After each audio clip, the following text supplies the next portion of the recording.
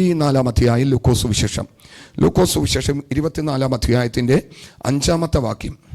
ലൂക്കോസ് സുവിശേഷം 24 അധ്യായത്തിൻ്റെ 5-ാമത്തെ വാക്യം.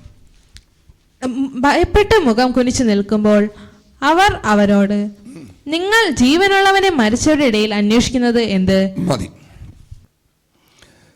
നിങ്ങൾ ജീവനുള്ളവനെ മരിച്ചവരുടെ ഇടയിൽ അന്വേഷിക്കുന്നത് എന്ത്?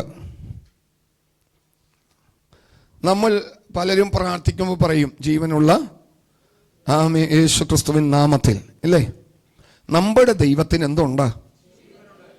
ജീവനുണ്ട്. അതുകൊണ്ട് ഞങ്ങൾക്ക് വേണ്ടി അപേക്ഷിക്കണമെന്ന് വേറെ ആരോട് എന്ത് ചെയ്യണ്ട? പറയണ്ട. നമ്മുടെ അപേക്ഷകൾ കേട്ട് നമ്മുടെ ചാരത്ത് വന്ന് എത്ര ചെറുതോ വലുതോ ആയിരിക്കുന്ന വിഷയത്തെയും സാധിപ്പിച്ചു തരുവാൻ കയ്യും കാലും ആരോഗ്യവും തൊക്കും നാക്കും മൂക്കും ശക്തിയുമുള്ള ഒരു ജീവനുള്ള ദൈവത്തെയാണ് ഞാനും നിങ്ങളും ആരാധിക്കുന്നതെന്ന് പറയുവാൻ എത്രയോ അഭിമാനമുണ്ട്. ആമേൻ. മരിച്ച് 3-ാം നാൾ കല്ലറയ്ക്ക് മുമ്പിലേക്ക് അവർ ഓടിച്ചെല്ലുകയാ സഹോദരിമാര്. ആമേൻ. അവിടെ ചെന്നപ്പോൾ കാണുന്നത് ആളെ കാണുന്നില്ല. കഴിഞ്ഞ 2 ദിവസത്തിന് മുമ്പേ മരിച്ച ഡെഡ് ബോഡി കൊണ്ടുവന്ന് വെച്ചതാ. ആ ഡെഡ് ബോഡി ഇപ്പോൾ അവിടെ കാണുന്നില്ല. അവിടെ തന്നെ പൊതിഞ്ഞിരുന്ന ശീലകൾ ഒരു ഭാഗത്ത് എന്ത് ചെയ്തിട്ടുണ്ട്? ചുരുട്ടി വെച്ചിട്ടുണ്ട്. ആമേ. ഇത് കണ്ട സഹോദരിമാരോടി സഹോദരന്മാരോടി എന്ന് പറഞ്ഞു, അവനെ അവിടെ കാണുന്നില്ല. പ്രൈസലോ. ഉയർത്തെഴുന്നേറ്റെന്നാണ് പറഞ്ഞത്? ഇല്ല, അവനെ അവിടെ കാണുന്നില്ല. പ്രൈസലോ. പക്ഷെ അവിടെ ദൂതന്മാരെ ആക്കി വെച്ചിട്ടുണ്ടായിരുന്നു. ഇവരുടെ അകത്തളത്തിൽ യാതൊരു വിധത്തിലുള്ള വിശ്വാസവും ഉണ്ടായിരുന്നില്ല എന്ന് നമുക്ക് അവിടെ കാണുവാൻ സാധിക്കുന്നുണ്ട്. ഇവർ ഓടിച്ചെന്ന് സഹോദരന്മാരോട് പറയുമ്പോൾ പോലും അവർക്കതൊരു കഥ പോലെ തോന്നിയെന്നാണ് വിശുദ്ധ വേദപുസ്തകത്തിൽ എഴുതിയിരിക്കുന്നത്. അവർക്കത് യാഥാർത്ഥ്യമായി തോന്നിയതേയില്ല. എത്ര നാൾ കൂടെ നടന്നതാ? പരസ്യമായ ശുശ്രൂഷകളിൽ 3.5 വർഷത്തോളം കൂടെ നടന്നതാ. ആമേശ്വതം യേശു അവിടെ ജനിച്ചു വളർത്തപ്പെട്ട വ്യക്തിത്വമാണ്. യേശുവിൻ്റെ ഹിസ്റ്ററിക്ക് അവർക്ക് അറിയാവുന്നതാ. പക്ഷെ എങ്കിലും യേശു ഉയർത്തെഴുന്നേറ്റെന്ന് അവർക്ക് വിശ്വസിക്കാൻ കഴിഞ്ഞില്ല. അതുകൊണ്ട് സ്വർഗത്തിലെ ദൈവം തൻ്റെ ദൂതനെ അയച്ചു. യേശു ജനിച്ചപ്പോഴും വിളിച്ചു പറഞ്ഞത് ദൂതന്മാര് തന്നെയാ. കേട്ടോ പ്രിയമക്കളെ, യേശു ജനിച്ചപ്പോഴും ദൂതന്മാരെ അയച്ചു സദ്വർത്തമാനം അറിയിക്കുവാൻ. യേശു മരിച്ചുയർത്തെഴുന്നേറ്റപ്പോഴും. കാരണം മനുഷ്യന്റെ ബുദ്ധിക്ക് അതീതമായൊരു പ്രവൃത്തിയായിരുന്നു ജനനവും മരണവും ഉയർത്തെഴുന്നേൽപ്പുമെന്ന് വിശുദ്ധ വേദപുസ്തകം ആധികാരികമായി തെളിവ് തരികയാണ്. യേശുവിന്റെ ജനനത്തിലാണെങ്കിൽ പോലും ഇങ്ങനെ ഒരുത്തൻ ഉത്ഭവിക്കുമെന്ന് ലോകത്തിനോ മനുഷ്യർക്കോ ചിന്തിക്കാൻ കഴിഞ്ഞിരുന്നില്ല. അവന്റെ മരണത്തിലാണെങ്കിൽ പോലും, അവന്റെ ഉയർത്തെഴുന്നേൽപ്പിനാണെങ്കിൽ പോലും, ആ ഉയർപ്പിന്റെ ശക്തിക്കുള്ളിൽ നമ്മൾ ഇന്ന് പകൽക്കാലം ആയിരിക്കുകയാണ്. ഉയർത്തെഴുന്നേറ്റവൻ ഇവിടെ ഉള്ളത് കൊണ്ടാണ് നിങ്ങൾ എവിടെ ഇരിക്കുന്നതും ഞാൻ ഇവിടെ നിന്ന് പ്രസംഗിക്കുന്നതും. അവന്റെ ശക്തി ബലഹീനതയിൽ തികഞ്ഞു വരുവാൻ ഇടയായി തീരുമെന്ന് ആത്മാവിൽ ഞാൻ വിളിച്ചു പറയുകയാ. നമ്മുടെ ദൈവം ജീവനുള്ള ദൈവമാ. ഒന്ന് പറഞ്ഞേ, നമ്മുടെ യേശു ജീവനുള്ള ദൈവമാ. അവന് ഒരു മരണമേ ഉള്ളൂ പ്രിയമക്കളെ. ഇനി അവന് മരിക്കാൻ കഴിയത്തില്ല. ലോകം എത്ര ശക്തിയോട് കൂടി ആചാരാനുഷ്ഠാനങ്ങളിൽ അവനെ കൊന്നൊടുക്കാൻ ശ്രമിച്ചെന്നാലും ഒരിക്കൽ മരിച്ചു 3-ാം നാൾ ഉയർത്തെഴുന്നേറ്റിരിക്കുന്ന യേശു ക്രിസ്തുവിനെയാണ് ഞാനും നിങ്ങളും ആരാധിക്കുന്നത്. അതുകൊണ്ട് അവന്റെ ശക്തി വ്യാപരിക്കും. അവൻ മരിച്ച് മൺമറഞ്ഞു പോയ ഒരു ദൈവമല്ല. മരിച്ച് മൺമറഞ്ഞു പോയ ഒരു ദൈവമല്ല. കേട്ടോ, ഗോഡ്വിനെ ദൈവം നിന്നെ ഉപയോഗിക്കും. റോബന ഹസ്തലാജനഗസി. ഒരു പക്ഷേ നിന്റെ കൂട്ടുകാരുടെ ഇടയിൽ അവരോടൊപ്പം സ്തോത്രം വിദ്യാഭ്യാസ മേഖലകളിലോ തൊഴിൽ മണ്ഡലങ്ങളിലോ സ്തോത്രം എത്തിച്ചേരാൻ കഴിഞ്ഞില്ല എന്ന് കരുതിക്കൊണ്ട് നീ ഭാരപ്പെടേണ്ടതില്ല. സ്തോത്രം നിന്നെ കുറിച്ച് ദൈവത്തിന് സമഗ്രമായൊരു പദ്ധതിയുണ്ട്. നിന്റെ ജീവിതത്തിൽ ചില മാറ്റങ്ങൾ ദൈവം വരുത്തും. നിന്റെ കൈക്കീഴെ ചില ദോഷങ്ങളുണ്ട്.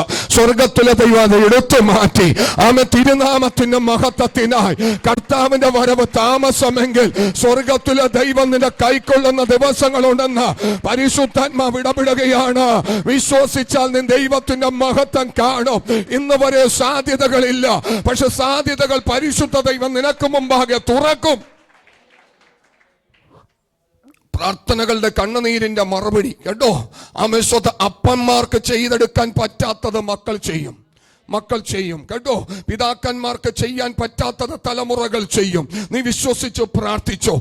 ഇതുവരെ അതിന്റെ സാധ്യതകൾ നിന്റെ ബുദ്ധിക്കകത്ത് പോലൊരു ശതമാനം പോലും തെളിയുന്നില്ലെങ്കിലും കർത്താവ് നിന്നെ കണ്ടിരിക്കുകയാണ്.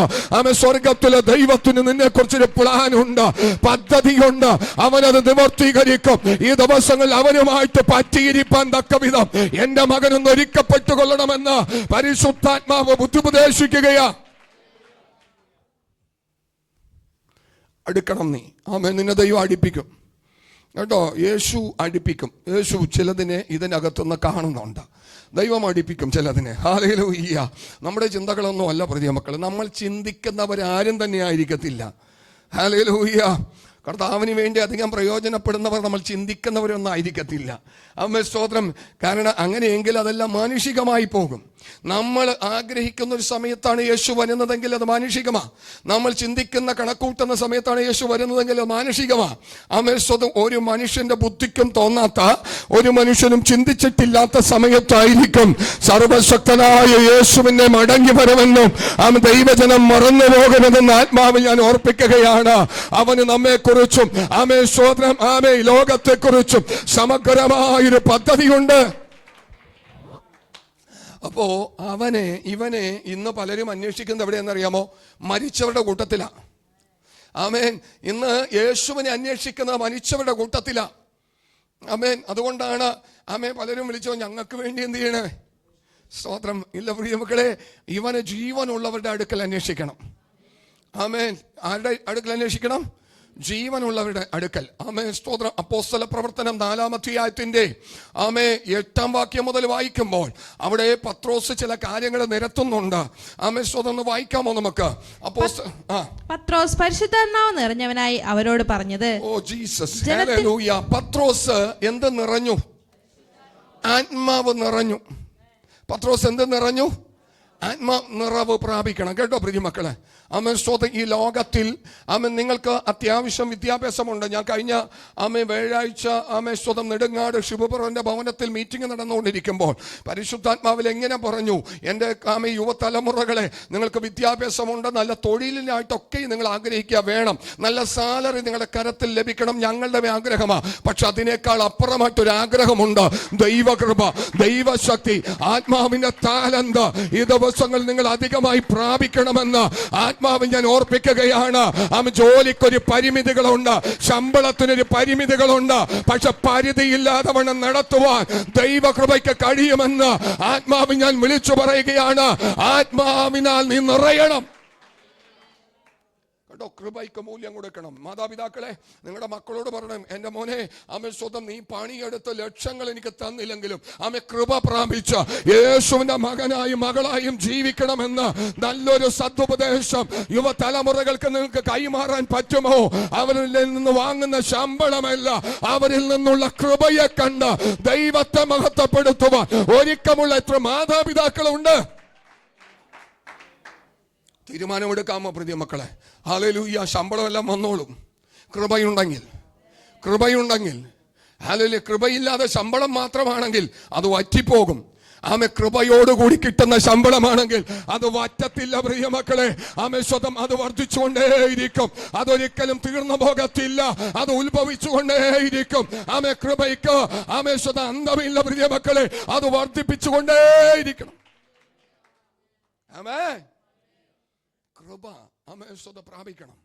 പരിശുദ്ധാത്മാവിന്റെ അഭിഷേകം പ്രാപിക്കണം. എല്ലാത്തവരും ഈ ദിവസങ്ങളിൽ കേട്ടോ, എൻ്റെ മേൽ അഭിഷേകം വന്നിട്ടില്ല. ആദ്യ നാളുകളിലൊക്കെ സ്നാനപ്പെട്ട് കഴിഞ്ഞ ഒരേ ഒരു ലക്ഷ്യമുള്ളൂ. എന്താ? അഭിഷേകം പ്രാപിക്കണം. പരിശുദ്ധാത്മാവിന്റെ അഭിഷേകം പ്രാപിക്കണം. അല്ലാത്തവനെ ആദ്യ നാളുകളിലെ ആ ദൈവസഭ ഒരു ഗ്യാപ്പ് ഉണ്ടാകുന്നേ. പലതിൽ നിന്നൊക്കെ അവന് കയറി വരാൻ പറ്റത്തില്ല. അവൻ പുറകിലേക്ക് പോയിക്കൊണ്ടിരിക്കും. കൃപയുള്ള ശ്രദ്ധിച്ചിട്ടുണ്ടോ? മുമ്പിലേക്ക് വന്നുകൊണ്ടിരിക്കും. ഹല്ലേലൂയ. അത് ശ്രദ്ധിച്ചാൽ മതി. ആമേ പുറകിലായിരിക്കും പക്ഷെ ഒരു കാലഘട്ടത്തിൽ ഇരുന്നത്, അത് മുമ്പിൽ വരും. സ്തോത്രം, ഹല്ലേലൂയ. ആമേ കൃപ കുറഞ്ഞു പോകുന്നതനുസരിച്ചിട്ട് എവിടേക്ക് പോകും? സ്തോത്രം, പോയിക്കൊണ്ടിരിക്കും. Praise the lord. ഇതാണ് മുമ്പന്മാർ പിൻപന്മാരും പിൻപന്മാർ ആ വചനത്തിന്റെ ആമേ സ്വതം വ്യാപ്തി അങ്ങനെയാ. ആമേ ഇവിടെ പരിശുദ്ധാത്മാവ് നിറഞ്ഞവനായി പത്രോസ് എന്ത് ചെയ്തു? നിറഞ്ഞെന്നല്ലേ എഴുതിയിരിക്കുന്നത്? ഒഴിഞ്ഞെന്നാണോ? ആമേ ഒഴിഞ്ഞെന്നല്ല, നിറഞ്ഞെന്ന. നിറവ് പ്രാപിക്കണം. ഇവർക്ക് ഇത് മുൻകാലങ്ങളിൽ ഉണ്ടായിരുന്നില്ല. ആമേ നിറഞ്ഞപ്പോ പിന്നെ പിടിച്ചാൽ കിട്ടും. നിറഞ്ഞാൽ എന്ത് ചെയ്യും? കവിയും. നിറഞ്ഞാൽ എന്ത് ചെയ്യും? ആമേ സ്തോത്രം, ആമേ കവിയും. അവ പിടിച്ചിരുത്താൻ പറ്റത്തില്ല. നിറഞ്ഞാൽ കവിയും. ഇത് പുറത്തേക്ക് ഒഴുകാനിടയായിത്തീരും. അപ്പോ ആമേ സ്വതം അകത്ത് നിൽക്കത്തില്ല, ഇത് പുറത്തേക്ക് പോകുവാനിടയായിത്തീരും. പട്ടണത്തിലേക്ക് ഇറങ്ങാനിടയായിത്തീരും, ദേശത്തിലേക്ക് ഇറങ്ങാനിടയായിത്തീരും, ചുറ്റുപാടുകളിലേക്ക് ഇറങ്ങാനിടയായിത്തീരും. അനവധി വ്യക്തിത്വങ്ങളിലേക്ക് നിന്റെ ശബ്ദം എത്തിച്ചേരുവാനിടയായിത്തീരും. അത് നിറയുന്നത് കൊണ്ടാ. നിറഞ്ഞവനൊന്നും ആലയത്തിനകത്തളത്തിൽ ഒതുങ്ങിയില്ല കേട്ടോ. ഇന്ന് പലരും ആലയത്തിനകത്തളത്തിൽ ഒതുങ്ങാൻ ശ്രമിക്കുകയാ. എന്തുകൊണ്ടാണെന്നറിയാമോ? കാലിയായതുകൊണ്ടാ. ഈ വിശുദ്ധ വേദപുസ്തകം നിങ്ങളൊന്ന് വായിച്ചു നോക്കണം.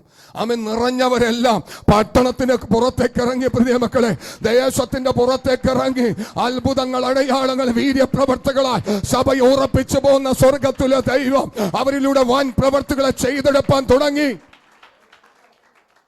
ആമേ. നിറയാത്തവരായ വ്യക്തിത്വങ്ങൾ മർക്കോസിന്റെ മാളിക അകത്തളത്തിലിരുന്ന് ഭയപ്പെട്ടും കൊണ്ട് പ്രാർത്ഥിച്ചുകൊണ്ടിരിക്കുകയാണ്. പക്ഷെ നിറഞ്ഞു കഴിഞ്ഞപ്പോഴോ അതിനകത്തളത്തിൽ ഒതുങ്ങിയില്ലെന്ന്. ആമേ. ചുറ്റുപാടുകളിലേക്ക് അത് പരക്കാൻ തുടങ്ങി, ദേശങ്ങളിലേക്ക് അത് പരക്കാൻ തുടങ്ങി, രാജ്യങ്ങളിലേക്ക് അത് വ്യാപരിക്കാൻ തുടങ്ങി. ഭൂമിയെ കീഴ്മേൽ മറിക്കുന്നവർ, ലോകത്തെ കീഴ്മേൽ മറിക്കുന്നവർ, പട്ടണങ്ങളെ കീഴ്മേൽ മറിക്കുന്നവർ എവിടെയും വന്നു എന്നല്ല ചോദിക്കുന്നത്. സ്ഥിതിക്ക് മാറ്റം വരും. എന്തു വരുമ്പോ? പരിശുദ്ധാത്മാവിന്റെ നിറവ് കേട്ടോ. നമ്മുടെ കുഞ്ഞുങ്ങൾക്ക് വിദ്യാഭ്യാസം കൊടുക്കണം. അതിനോടൊപ്പം അതിനേക്കാൾ ഉപരിയായി എന്തു കൊടുക്കണം? കൃപ പ്രാപിപ്പാൻ നിർദ്ദേശം കൊടുക്കണം. ഒരുമിച്ചിരുന്ന് എൻ്റെ മോനെ, എൻ്റെ മകളെ, നമുക്ക് ഒരുമിച്ച് ഉപവസിച്ച് പ്രാർത്ഥിക്കാം. കൃപ വേണം, അഭിഷേകം വേണം. അത് നമ്മുടെ നിലനിൽപ്പിന് ആധാരമാണ്. ലോകത്തിലെ നന്മ കിട്ടിക്കഴിഞ്ഞാൽ ലോകം കൊണ്ട് ചിലവായി പോവും. അഭിഷേകമുണ്ടെങ്കിൽ ലോകം കൊണ്ട് ചില ഭാഗത്തിൽ അപ്പുറത്തേക്ക് പോകാൻ കഴിയും. ആമേ. മേഘങ്ങളെ ഭേദിച്ചുകൊണ്ട്, ആകാശങ്ങളെ ഭേദിച്ചുകൊണ്ട് അപ്പുറത്തേക്ക് പറന്ന് കയറുവാൻ ദൈവകൃപ കൊണ്ട് കഴിയും. ആമേ. നിനക്ക് കിട്ടുന്ന നന്മ കൊണ്ട് ഈ ഭൂമിയിലേ ഒതുങ്ങത്തുള്ളൂ കേട്ടോ. നമുക്ക് കിട്ടുന്ന സാലറി കൊണ്ട്, നമുക്ക് കിട്ടുന്ന വിദ്യാഭ്യാസം കൊണ്ട്, ഈ ഭൂമിയിൽ കൊണ്ട് അത് തീരും. അപ്പുറത്തേക്ക് കിടക്കാൻ പറ്റത്തില്ല. പക്ഷെ കൃപയുണ്ടെങ്കിലോ നടക്കും. എന്റെ വിഷയത്തിലേക്ക് വരികയാ. എവിടെ വായിച്ചോ? പത്രോസ് പരിശുദ്ധാത്മാവ് നിറഞ്ഞവനായി അവരോട് പറഞ്ഞത്, ജനത്തിന്റെ പ്രമാണികളും മൂപ്പന്മാരും ആയുള്ളവരെ, ഈ ബലഹീന മനുഷ്യന് ഉണ്ടായ ഉപകാരം നിമിത്തം ഇവൻ എന്തോന്നിനാൽ സൗഖ്യമായി എന്ന് ഞങ്ങളെ ഇന്ന് വിസ്തരിക്കുന്നുവെങ്കിൽ, നിങ്ങൾ ക്രൂശിച്ചവനും ദൈവം മരിച്ചവരിൽ നിന്ന് മരിച്ചവരുടെ ഇടയിൽ നിന്ന് ഉയർപ്പിച്ചവനുമായി പറയാൻ അഭിമാനമുണ്ട്. ആമേ. സ്വതം ഇന്ന് പല ഉന്നത വ്യക്തിത്വങ്ങളുടെ, ദേവി ദേവന്മാരുടെ, പുണ്യവാളന്മാരുടെ സകല ശവക്കല്ലറകളും അടഞ്ഞു കിടക്കുമ്പോൾ വിളിച്ചു പറയാൻ അഭിമാനമുണ്ട്. ദൈവം മരിച്ചവരുടെ ഇടയിൽ നിന്ന് ഉയർത്തെഴുന്നേൽപ്പിച്ചിരിക്കുന്ന കർത്താവായ യേശുവിന്റെ നാമത്തിൽ. നിഷേധിക്കാൻ പറ്റുന്നവർക്ക് നിഷേധിക്കാം. പക്ഷെ ഇത് ചരിത്രമാ, കെട്ടുകഥകളല്ല, ഇതിഹാസ കഥകളല്ല പ്രിയ മക്കളെ. ഇത് ചരിത്രമാണ്. ചരിത്രത്തെ രണ്ടാക്കി തിരിച്ചിരിക്കുന്ന യേശു ക്രിസ്തുവിന്റെ ആമേശുദ്ധ ഉയർത്തെഴുന്നേൽപ്പിനെ കുറിച്ച് ലോകം മുഴുവൻ ഒരുപോലെ വിളിച്ചു പറയുകയാ. ആമേൻ.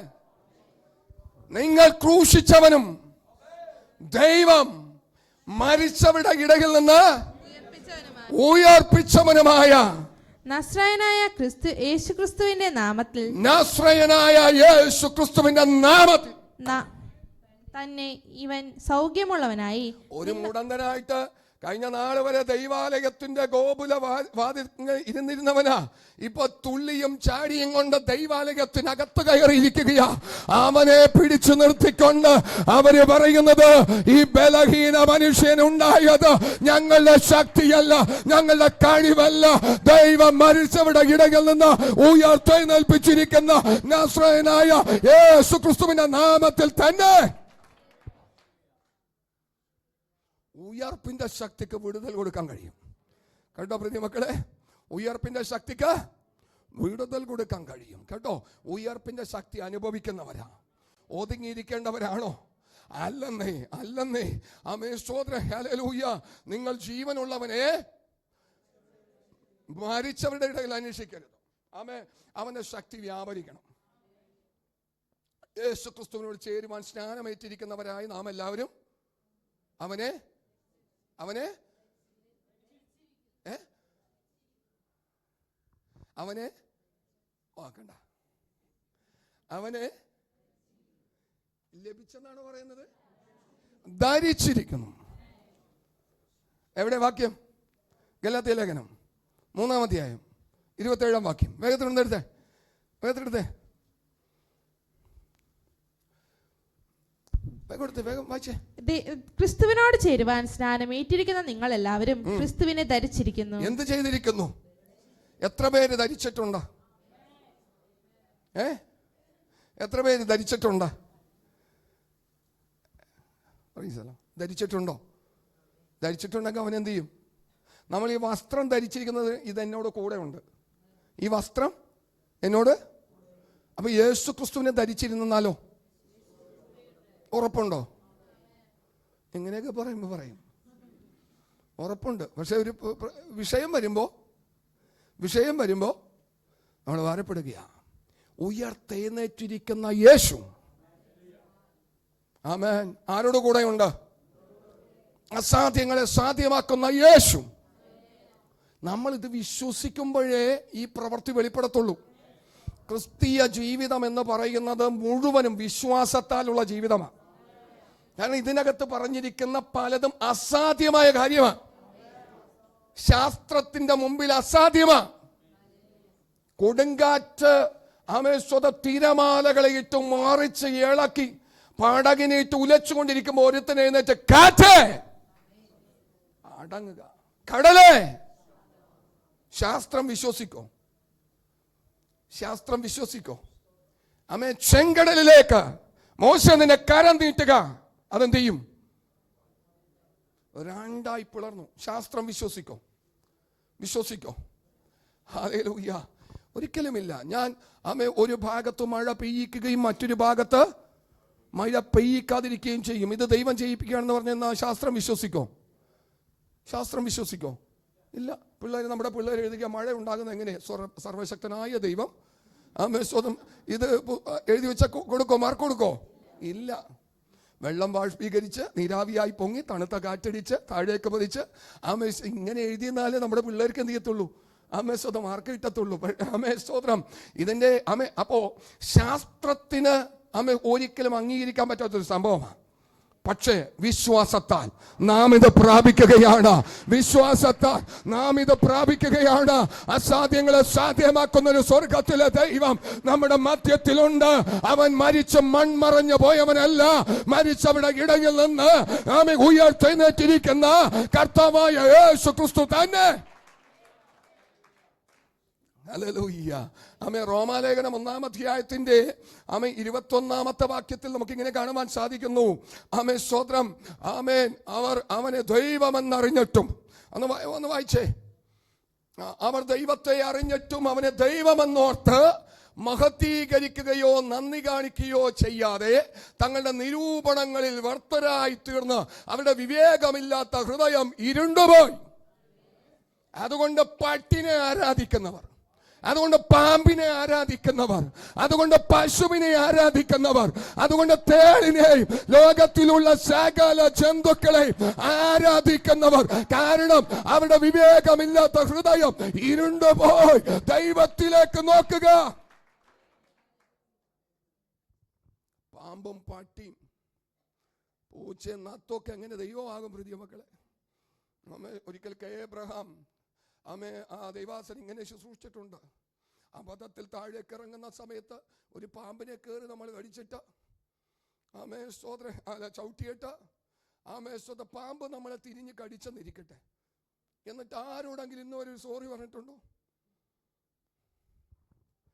ആമേൻ. ഉണ്ടോ? അബദ്ധത്തിൽ നമ്മുടെ കുഞ്ഞുങ്ങൾ കളിക്കുമ്പോൾ, അബദ്ധത്തിൽ നമ്മൾ നടക്കുമ്പോൾ സ്തോത്രം, ആ പാമ്പിനൊന്ന് ചവിട്ടിയെന്നിരിക്കട്ടെ, നേരെ കയറി ഇതെന്ത് ചെയ്യും? ഈ പാമ്പിനും അബദ്ധം പറ്റിയതാണെന്നിരിക്കട്ടെ, സോറി സ്തോത്രം പറഞ്ഞിട്ടുണ്ടോ? പാമ്പെങ്ങനെ ദൈവമാകും? ഒരബദ്ധം പറ്റിക്കഴിഞ്ഞാൽ തിരിച്ചൊന്ന് പറയെങ്കിലും വേണ്ടേ? ഇല്ലേ? പശുവിൻ്റെ കുഞ്ഞിനോട് ജീവപര്യന്തം അമ്മയായിട്ട് തന്നെ ജീവിച്ച ഏത് പശുവുണ്ട്? പശുവിന് ജനിക്കുന്നത് മൂരിക്കിടാവാണെങ്കിൽ മൂരിക്കിടാവിൻ്റെ പ്രായപൂർത്തിയായി കഴിഞ്ഞാൽ അമേശ്വത് അവിടെ അമ്മ മകൻ ബന്ധമില്ല. ഉണ്ടോ? ഇല്ല. പശുവിൻ്റെ കുഞ്ഞ് മൂരിക്കിടാവ് കാളയായി കഴിഞ്ഞാൽ അമ്മയും മകനുമായിട്ടുള്ളൊരു ബന്ധമില്ല അവിടെ. സ്തോത്രം. ഈ പശു എങ്ങനെ ദൈവമാകും? പാമ്പെങ്ങനെ ദൈവമാകും? ലോകത്തിലെ ഈ വക ജന്തുക്കൾ എങ്ങനെ ദൈവമാകും? ദൈവത്തെ അറിഞ്ഞ് ജീവിക്കണം. ഒരുത്തനെ ഉള്ളൂ ദൈവം. ദൈവത്തിനും മനുഷ്യർക്കും ഇടയിൽ ഒരു മധ്യസ്ഥനേ ഉള്ളൂ. ഇവിടെ താഴേക്ക് വായിക്കുന്നുണ്ട്. സ്തോത്രം. ഒന്ന് വായിച്ച മോളെ. അവർ ദൈവത്തെ 21-22 അവർ ദൈവത്തെ അറിഞ്ഞിട്ടും അവനെ ദൈവമെന്ന് ഓർത്ത് മഹത്വീകരിക്കുകയോ നന്ദി കാണിക്കുകയോ ചെയ്യാതെ തങ്ങളുടെ നിരൂപണങ്ങളിൽ വ്യർത്ഥരായി തീർന്നു. അവരുടെ വിവേകമില്ലാത്ത ഹൃദയം ഇരുണ്ടുപോയി. ജ്ഞാനികൾ എന്ന് പറഞ്ഞുകൊണ്ട് അവർ മൂഢരായി പോയി. പലരെയും കാണുമ്പോൾ നമുക്ക് സങ്കടം തോന്നുകയാണ്. ചിലതിന്റെ ഒക്കെ കാൽക്ക് പിടിച്ചു കിടന്ന് കരയുന്ന ചിലരെയൊക്കെ കാണുമ്പോ എന്തിന്റെ സാധനമൊന്നും അവർ പോലും തിരിച്ചറിയുന്നില്ല. പ്ലാസ്റ്റർ ഓഫ് പാരീസിനെ ആരാധിക്കുന്നവരുടെ എണ്ണം കൂടിക്കൊണ്ടിരിക്കുന്നു. കെട്ടിപ്പിടിച്ച് കരയുകയാ, എന്റെ ദൈവമേ എന്നെ രക്ഷിക്കണമേ. സ്തോത്രം. ഓരോ സ്ഥലങ്ങളിൽ ഉണ്ടാക്കി വെച്ചിരിക്കുന്ന വലിയ പ്രതിമകൾ. സ്തോത്രം. ഞങ്ങള് സ്തോത്രം ഒരു ക്ഷേത്രത്തിലെ സ്തോത്രം കല്യാണ മണ്ഡപം അല്ലെങ്കിൽ ഒരു ഹാള് ഓഡിറ്റോറിയം പണിതുകൊണ്ടിരിക്കുമ്പോൾ സ്തോത്രം, ആ സ്ഥലമൊന്നും പറയത്തില്ല, ആ ക്ഷേത്രത്തിൽ അവരാരാധിക്കുന്ന ദൈവത്തെ ഉണ്ടാക്കുകയാണ്. ഞങ്ങൾ അത് ആദ്യം മുതൽ അവസാനം വരെ കണ്ടതാ. വലിയൊരു ദൈവത്തെ അവർ ഉണ്ടാക്കുകയാണ്. ഈ ദൈവത്തെ ഉണ്ടാക്കുമ്പോൾ അവരാദ്യം കുറച്ച് കമ്പികളെല്ലാം വെൽഡ് ചെയ്ത് ഇങ്ങനെ പിടിപ്പിച്ചു. കമ്പികളെല്ലാം വെൽഡ് ചെയ്ത് പിടിപ്പിച്ചതിന് ശേഷം അതിൻ്റെ അകത്ത് അപ്പോൾ ഇവരോട് പറഞ്ഞു, ഈ കൈക്കാരന്മാരോട് പറഞ്ഞു, അല്ലെങ്കിൽ അവിടുത്തെ ഇടവകക്കാരോട് പറഞ്ഞു, കുറെ ചാക്ക് വേണം ഞങ്ങൾക്ക്. എന്ത് ചാക്ക് വേണം? പഴയ ചാക്ക് മതി. എന്ത് ചാക്ക് വേണം? പഴയ ചാക്ക് മതി. സ്തോത്രം. അരിയും ഗോതമ്പും പഞ്ചസാരയൊക്കെ കൊണ്ടുവരുന്ന ഏറ്റവും പഴയ ചാക്ക് കുന്നുകണക്കിന് അവിടെ കൊണ്ടുവന്നു. ഈ കമ്പിയിലെല്ലാം അവർ ഈ ചാക്ക് എന്ത് ചെയ്തു? ഫുള്ള് പൊതിഞ്ഞു. ചാക്ക് പൊതിഞ്ഞിട്ട് ഇതിലെല്ലാം പ്ലാസ്റ്റർ ഓഫ് പാരീസ് എന്ത് ചെയ്തു? തേച്ച് പിടിപ്പിച്ചു. അതിനുശേഷം സിമന്റും പ്ലാസ്റ്റർ ഓഫ് പാരീസ് തമ്മിലുള്ള മിശ്രിതം കൊണ്ട് ഏകദേശം ഒരു രൂപം ഉണ്ടാക്കി. സ്തോത്രം. പിന്നത്തേതിലാണ് ഫൈനൽ ടച്ച് വർക്കുകൾ നടക്കുന്നത്. രൂപം വന്നതിന് ശേഷം വേഗത്തിൽ സെറ്റായി പോകാതിരിക്കേണ്ടതിനുള്ള സിമന്റും മിശ്രിതവും ചേർത്തുകൊണ്ട് അവർ ഉണ്ടാക്കിക്കൊണ്ടിരുന്നു. സ്തോത്രം. ചില ദിവസങ്ങൾ കഴിഞ്ഞപ്പോൾ അത് സ്ക്രീനിട്ടിരിക്കുക. പക്ഷെ ഞങ്ങൾക്ക് കയറി കാണാമായിരുന്നു. ഇങ്ങനെ സ്ക്രീനിട്ട് പൊതുജനങ്ങൾക്ക് കയറി കാണാൻ പാടില്ല. അപ്പോൾ കുറച്ച് ദിവസങ്ങൾ കഴിഞ്ഞപ്പോൾ സുന്ദരമായി പെയിന്റ് ചെയ്തൊരു ദൈവം അതിൻ്റെ അകത്തിരിക്കുന്നു. പുറത്തുകൂടി കടന്നു പോകുന്നവർ കൈവണങ്ങി നമസ്കരിക്കുന്നു. അകത്തിരിക്കുന്നത് മുഷിഞ്ഞ ചാക്ക. പ്രൈസലോ. സ്തോത്രം. കേൾക്കുന്ന ദൈവത്തിന്റെ മക്കളെ, ഇത് ആരറിയുന്നില്ല. ഇതിനെ തൊട്ടുമൊത്തുന്ന വിശ്വാസികൾ അറിയുന്നില്ല. ഒന്ന് ശ്രദ്ധിച്ചു കൊള്ളണം. ഇന്ന് ലോകത്തിൽ പല സ്ഥലങ്ങളിലും ഉയർത്തിപ്പൊക്കി വെച്ചിരിക്കുന്ന പല ദൈവങ്ങളെ ഒന്ന് പൊട്ടിച്ചു നോക്കിയാൽ, പല ദൈവങ്ങളുടെ അകത്തളത്തിലേക്കൊന്ന് ചികഞ്ഞു നോക്കിയാൽ നിനക്ക് കാണാൻ പറ്റുന്നത് നിന്റെ ബുദ്ധിയെ വെല്ലുന്ന പലതുമായിരിക്കും. പക്ഷെ യേശു അങ്ങനെയുള്ളവനല്ലെന്നേ. അവൻ നമ്മെ പോലെ തന്നെ ശക്തിയും ബലവുമുള്ള ആരോഗ്യമുള്ള ജീവിക്കുന്ന ഒരു ദൈവമാ. യേശുക്രിസ്തുവിന് ആ കൂട്ടത്തിൽ എന്ത് ചെയ്യണ്ട? കൂട്ടത്തിലില്ല. Praise the lord. ഇവൻ എന്ത് ചെയ്തിരിക്കുന്ന? ഇവൻ ജീവനുള്ള ദൈവമാ. കേട്ടോ പ്രിയ മക്കളെ, ഇവൻ ജീവനുള്ള കർത്താവാ. Praise the lord. ഹല്ലേലൂയ. നമ്മെ പോലെ കേട്ടോ ആമേ പറയുന്നത് കേൾക്കാനും ആമേ പ്രവർത്തിക്കാനും കഴിവുള്ള ശക്തനായ ദൈവമാണ്. അപ്പോ ഇവിടെ വായിക്കുന്നത് ഇങ്ങനെയാണ്, അവർ ജ്ഞാനികൾ എന്ന് പറഞ്ഞുകൊണ്ട് അവർ മൂഢരായി പോയി. അക്ഷയനായ ദൈവത്തിന്റെ തേജസ്സിനെ ക്ഷയിച്ചു പോകാത്ത ദൈവത്തിന്റെ തേജസ് ക്ഷയമില്ല. ദൈവത്തിന് എന്തില്ല? ക്ഷയമില്ല. ദൈവത്തിന് ക്ഷയമില്ല. ഇന്ന് പല ദൈവങ്ങളെ കൊണ്ട് കടലിൽ മുക്കിക്കളയുക. കടലിൽ മുങ്ങിപ്പോകുന്ന ദൈവമല്ല. ആണോ? ആണോ? ഇവിടെ ദൈവത്തെ കൊണ്ട് കടലിൽ താഴ്ത്തുന്നു. ആര്? മനുഷ്യൻ. മനുഷ്യൻ ദൈവങ്ങളെ കടലിൽ താഴ്ത്തുന്നു. അങ്ങനെയെങ്കിൽ വലിയത് ആരാ? മനുഷ്യനോ? ഈ മുങ്ങിപ്പോകുന്ന ദൈവമോ? മനുഷ്യനല്ലേ? എടാ ആമേ സ്വതം മനുഷ്യർ ഒരു കൂട്ടം ആളുകൾ ദൈവങ്ങളെ ആമെ തോളിൽ ചുമന്നു കൊണ്ടുപോയി കടലിൽ ഇട്ട് കളയുമ്പോൾ ആ കടലിനകത്തുനിന്ന് എഴുന്നേറ്റ് വരുവാൻ കഴിയാതെ ആ കടൽ വെള്ളത്തിനാൽ ആമെ ലയിച്ചു പോകുന്ന ദൈവം ദൈവമാണോ എന്ന് ആത്മാവിൽ ഞാനൊന്ന് ചോദിക്കുകയാണ്. വെള്ളം കൊണ്ട് ദഹിച്ചു പോകുന്നത്, വെള്ളം കൊണ്ട് അലിഞ്ഞു പോകുന്നത്, ഇത് ദൈവമാണോ? വെള്ളം കൊണ്ട് ലയിച്ചു പോകുന്നവൻ ദൈവമാണോ? അക്ഷയനായ ദൈവം. ആമേൻ. അക്ഷയൻ. ദൈവത്തിന്റെ പ്രവൃത്തി എന്താ? ക്ഷയിച്ചു പോകത്തില്ല. ഒരു മനുഷ്യന്റെ കൈ കൊണ്ട് ഉണ്ടാക്കിയെടുക്കാൻ പറ്റത്തില്ല. ആമേ സ്വയംഭൂവായിരിക്കുന്ന ദൈവം. ആമേ സ്തോത്രം. ഈ ദൈവത്തെ ഉയർത്താൻ എത്ര അഭിമാനമാണ് ദൈവങ്ങളെ. മാന്യമായ വസ്ത്രം ധരിക്കുന്ന നമ്മുടെ കർത്താവ്. Praise the lord. അങ്ങനെ ധരിക്കാൻ പഠിപ്പിക്കുന്ന യേശു. Praise the lord. ഹല്ലേലൂയ. ചിലതിനൊക്കെ കണ്ടാൽ നമുക്ക് എന്ത് ചെയ്യും? നാണം തോന്നിപ്പോകും. Price the lord. ഹല്ലേലൂയ. 10,000 അതി സ്വന്തരൻ നമ്മുടെ നല്ല കർത്താവ്. സ്തോത്രം. അപ്പോ ഇവിടെ കാണാം വായിക്കുന്നത്, അക്ഷയനായ ദൈവത്തിന്റെ തേജസ്സിനെ അവർ ക്ഷയമുള്ള മനുഷ്യൻ, പക്ഷി, നാൽക്കാലി, ഇഴജാതി എന്നിവയുടെ രൂപസാദൃശ്യമായി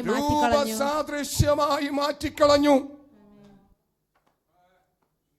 ഈ ആവർത്തന പുസ്തകമില്ല, ആവർത്തന പുസ്തകം 4-ാം അധ്യായത്തിന്റെ 16 മുതലുള്ള വാക്യങ്ങൾ നിങ്ങൾക്കൊന്ന് വായിക്കാമോ? വിഗ്രഹാരാധനയുടെ അക്ഷരാർത്ഥത്തിലുള്ളതെല്ലാം അതിനകത്ത് കോട്ട് ചെയ്തിട്ടുണ്ട്. ഒന്ന് വായിച്ചേ. ആമേ 4-ാം അധ്യായത്തിന്റെ 16-ാം വാക്യം, ആവർത്തന പുസ്തകം.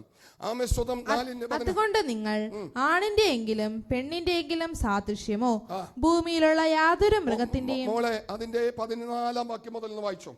നിങ്ങൾ കൈവശമാക്കുവാൻ കടന്നു ചെല്ലുന്ന ദേശത്ത് നിങ്ങൾ അനുസരിച്ച് നടക്കേണ്ടെന്നുള്ള ചട്ടങ്ങളും വിധികളും നിങ്ങളെ ഉപദേശിക്കണമെന്ന് യഹോവ അക്കാലത്ത് എന്നോട് കൽപ്പിച്ചു. നിങ്ങൾ നന്നായി സൂക്ഷിച്ചുകൊള്ളുവിൻ. യഹോവ ഹോറേബിൽ തീയുടെ നടുവിൽ നിന്ന് നിങ്ങളോട് അരുൾ ചെയ്ത നാളിൽ നിങ്ങളുടെ രൂപമൊന്നും കണ്ടില്ലല്ലോ. ദൈവം അരൂപിയാണ്. ആമേൻ. ഈ ദൈവം ജഡമെടുത്തു ഭൂമിയിൽ അവതരിച്ചു. കന്യക ഗർഭിണിയായി ഒരു കുഞ്ഞിനെ പ്രസവിച്ചു. അവൻ ഇമ്മാനുവേൽ എന്ന് പേരിടണം, യേശു എന്ന് വിളിക്കപ്പെടണം. Price the Lord. ഒരു രൂപവും നിങ്ങളന്ന് കണ്ടില്ലല്ലോ. അതുകൊണ്ട് ആണിന്റെയെങ്കിലും പെണ്ണിന്റെയെങ്കിലും, അത് മറിയാണെങ്കിലും അത് പത്രോസ് ആണെങ്കിലും അത് യേശുവാണെങ്കിലും, യേശു പുരുഷനായതുകൊണ്ട് ഇവിടെ പറയുന്നു ആണിന്റെയെങ്കിലും, മറിയ സ്ത്രീ ആയതുകൊണ്ട് ഇവിടെ പറയുന്നു പെണ്ണിന്റെയെങ്കിലും. ലോകത്തിലുള്ള സ്ത്രീ പുരുഷന്മാരുടെ രൂപം ഉണ്ടാക്കരുത്. പറഞ്ഞത് ദൈവമാ. പറഞ്ഞത് ദൈവമാ. ഇന്ന് അവരവർക്ക് തോന്നുന്നത് ഞങ്ങളുടെ പിള്ളേർക്കൊക്കെ കാണിച്ചു കൊടുക്കാനായിട്ട് ഒന്നിനെങ്കിലൊക്കെ വെക്കണ്ടേ. അപ്പൻ്റെ അമ്മയുടെയൊക്കെ ഫോട്ടോ മരിക്കുമ്പോൾ വെക്കാറില്ലേ? പിന്നെ എന്തുകൊണ്ടാണ്? എടാ, അപ്പനും അമ്മയും മരിച്ച് മൺമറഞ്ഞു പോയവരാ. നിന്റെ ദൈവം ഇന്നും ജീവനോടിരിക്കുന്നവനാ. ഉണ്ടാക്കി കളിക്കാൻ പറ്റുന്ന ആളൊന്നുമല്ല കേട്ടോ. അപ്പനും അമ്മയും ക്ഷയമുള്ള മനുഷ്യരാ, അക്ഷയരായിട്ടുള്ളവരല്ല. ആമേശ്വരനാൽ നിന്റെ ദൈവം ക്ഷയിച്ചു പോകാത്തവനാ, ക്ഷയമില്ലാത്തവനാ. അവനെ നീ ഉണ്ടാക്കുന്നു എങ്കിൽ നീയല്ലേ വലുത്. അവനെ നിനക്ക് ഉണ്ടാക്കിയെടുക്കാൻ പറ്റുമെങ്കിൽ ദൈവത്തിന് എന്താ വില? ദൈവത്തിന്റെ ശക്തി എന്താ? ഒരു മനുഷ്യൻ ദൈവികമായ അനുഭവത്തെ ഉണ്ടാക്കിയെടുക്കുമെങ്കിൽ ദൈവം അവനിലും ചെറുതായി പോയില്ലേ? ഇല്ലേ? പ്രൈസലോ. ആകയാൽ പ്രിയമക്കളെ, ഇവിടെ വായിക്കുന്നത്, അതുകൊണ്ട് നിങ്ങൾ ആണിന്റെയെങ്കിലും പെണ്ണിന്റെയെങ്കിലും സദൃശ്യമോ ഭൂമിയിലുള്ള യാതൊരു മൃഗത്തിന്റെയും സാദൃശ്യമോ, ആ ഭൂമിയിലുള്ള യാതൊരു പശു, കാള, പോത്ത്, കരടി, സിംഹം, പുലി, എലി, ഒന്നിന്റെയും പലതൊക്കെ ദൈവങ്ങളാണ്. പുലി ദൈവം, കടുവ ദൈവം, സകലതും, തവളയടക്കം ദൈവങ്ങളാണ്. ചിലന്തി ദൈവം, പ്രീസലോ, ആമേൻ. മുതല ദൈവം. കേരളത്തിലുണ്ട് മുതലയുടെ ക്ഷേത്രം. പ്രീസലോ. എന്താണല്ലേ ജ്ഞാനികൾ എന്ന് പറഞ്ഞുകൊണ്ട് അവര് മൂഢന്മാരായിപ്പോയി. നമ്മളും ഒരു കാലഘട്ടത്തിൽ പലതിനെയും തൊട്ടുമുക്തി വണങ്ങിപ്പോന്നവരാ, ഇല്ലേ? അതിൽ നിന്നെല്ലാം വിടിവിച്ചതിനെ ഓർത്ത്, ഈ തലമുറകളെ ഓർത്ത് ഞാൻ ദൈവത്തെ മഹത്വപ്പെടുത്തുകയാണ്. കല്ലിൽ നിന്നും മണ്ണിൽ നിന്നും മരത്തിൽ നിന്നും അവരെ വേർതിരിച്ച് ജീവിക്കുന്ന ദൈവമായിട്ട് ബന്ധം പുലർത്തുവാൻ പരിശുദ്ധ ദൈവം ഇടയാക്കി തീർക്കുന്നതിനെ ഓർത്ത് ഞാൻ ദൈവത്തെ മഹത്വപ്പെടുത്തുകയാ. ഹല്ലേലൂയ. അപ്പോ ഇവിടെ പറയുന്നത് ഭൂമിയിലെ താഴേക്ക് വായിച്ച, ഭൂമിയിലുള്ള യാതൊരു മൃഗത്തിന്റെ സാദൃശ്യമോ ആകാശത്ത് പറക്കുന്ന യാതൊരു പക്ഷിയുടെയും ഒരു പക്ഷിയും ദൈവമല്ല. കേട്ടോ? ആകാശത്തിൽ പറക്കുന്ന ഒരു പക്ഷിയും. ഗരുഡന്റെ ക്ഷേത്രമുണ്ട്. ആമേൻ. ഗരുഡന്റെ ആന, അല്ലേ? ആനയ്ക്കൊന്നും മെയിൻ താരങ്ങളാ. സ്തോത്രം. ഫ്ലെക്സിൽ വരികയാണ്, ഞാൻ വരുന്നു. ആരടത്? Praise the lord. എന്നിട്ടൊരു ആനട വെക്കുന്നത് ആരാൻ? മനുഷ്യൻ. അയ്യോ, കഷ്ടം, അല്ലേ? ആര് വരുന്നു? കാട്ടിക്കിടന്ന ഒരു മൃഗത്തെ എന്നോ പിടിച്ചുകൊണ്ടുവന്ന് അഭ്യസിപ്പിച്ച് അതിനെ വിറ്റ് പൈസ ഉണ്ടാക്കുകയാ. അതിനെ സ്തോത്രം കൊണ്ടുവന്ന് ചിലതിനെയൊക്കെ പ്രസാദിപ്പിക്കുകയാ. പള്ളിയിലുണ്ട്, ഇപ്പോൾ പള്ളിയിലുണ്ട്, എല്ലാ പള്ളികളിലൊക്കെ ഉണ്ട്. മേളങ്ങളാ. സ്തോത്രം. എൻ്റെ സമയം തീരുന്നു. അപ്പോൾ ആകാശത്ത് പറക്കുന്ന യാതൊരു പക്ഷിയുടെ സാദൃശ്യമോ, ഭൂമിയിലുള്ള യാതൊരു ഇഴജാതിയുടെയും സാദൃശ്യമോ, ഭൂമിക്ക് കീഴെ വെള്ളത്തിലുള്ള യാതൊരു മത്സ്യത്തിന്റെയും സാദൃശ്യമോ, ഇങ്ങനെ യാതൊന്നിന്റെയും പ്രതിമയായ വിഗ്രഹമുണ്ടാക്കി വഷളത്രം പ്രവർത്തിക്കരുത്. ഇതൊന്നും വിഗ്രഹം എന്ന് പറയല്ലേ, ഇതൊക്കെ തിരുസ്വരൂപങ്ങളാ. എന്ത് സംഭവം? വിഗ്രഹം എന്നൊക്കെ പറഞ്ഞ പൊന്നും വെള്ളിയൊക്കെ കൊണ്ട് അങ്ങനെയൊക്കെ പറ പാസ്റ്റേ. അല്ലാതെ ഞങ്ങളിപ്പോൾ ഈ കൊച്ചു ഫോട്ടോ ഒക്കെ വെക്കുന്നത് വല്ലേ ഇതിനെയൊക്കെ വിഗ്രഹം എന്ന് പറയാൻ പറ്റുമോ? പറ്റുമോ? എല്ലാം നിന്റെ കൈ കൊണ്ടുണ്ടാക്കിയിട്ട്, അല്ലെങ്കിൽ ഏതെങ്കിലും മിഷനറികൾ വെച്ച് ഉണ്ടാക്കിയിട്ട് നീ അതിന് മുമ്പാകെ ആരാധിക്കുന്നുണ്ടെങ്കിൽ, തൊട്ടുമൊത്തുണ്ടെങ്കിൽ, വണങ്ങുന്നുണ്ടെങ്കിൽ അതിന്റെ പേര് വിഗ്രഹാരാധനയാണെന്ന് തിരുവെഴുത്താഴമായി പഠിപ്പിക്കുകയാണ്. ചെറുതായിക്കൊള്ളട്ടെ വലുതായിക്കൊള്ളട്ടെ, എല്ലാ സംഭവങ്ങളും വിഗ്രഹങ്ങളാ. അടുത്ത വാക്യം വേഗത്തിൽ വായിച്ചു. നീ ആകാശ സൈന്യമായ സൂര്യനെയും ചന്ദ്രനെയും നക്ഷത്രങ്ങളെയും നോക്കി കാണുമ്പോൾ, കിഴക്കോട്ടും പടിഞ്ഞാറോട്ടും നോക്കി നിന്നോട്ട് മുകളിലേക്ക് വെള്ളം ഒഴിക്കുന്നത് എന്തിനെ ആരാധിക്കുക? സൂര്യ നമസ്കാരം. ഇതെല്ലാം ദൈവത്തിന്റെ സൃഷ്ടിയാ. പകല് വാഴുവാൻ സൂര്യനെയും രാത്രി വാഴുവാൻ ചന്ദ്രനെയും അവൻ നിർമ്മിച്ചു. അവന്റെ നിർമ്മിതികളാ. ഇത് തിരിച്ചറിയുന്നില്ല. ഉദിച്ചു പൊങ്ങും ഇവൻ കരുതുന്നത് ദൈവം വരുന്നു. എന്റെ ദൈവമേ, ആമേൻ. ആര് വരുന്നു? Price the lord. ഹല്ലേലൂയ. നീ ആകാശ സൈന്യമായ സൂര്യനെയും ചന്ദ്രനെയും നക്ഷത്രങ്ങളെയും നോക്കി കാണുമ്പോൾ അവയെ നമസ്കരിപ്പാനും സേവിപ്പാനും വശീകരിക്കപ്പെടരുത്. അവയെ നിന്റെ ദൈവമായ യഹോവ ആകാശത്തിന് കീഴെങ്ങുമുള്ള സർവ്വജാതികൾക്കും പങ്കിട്ടു കൊടുത്തിരിക്കുന്നു. ആമേൻ. Praise the lord. ഇതെല്ലാം വിഗ്രഹാരാധനയാണ്. ആമേൻ. ഹല്ലേലൂയ. താഴേക്ക് വായിച്ചു.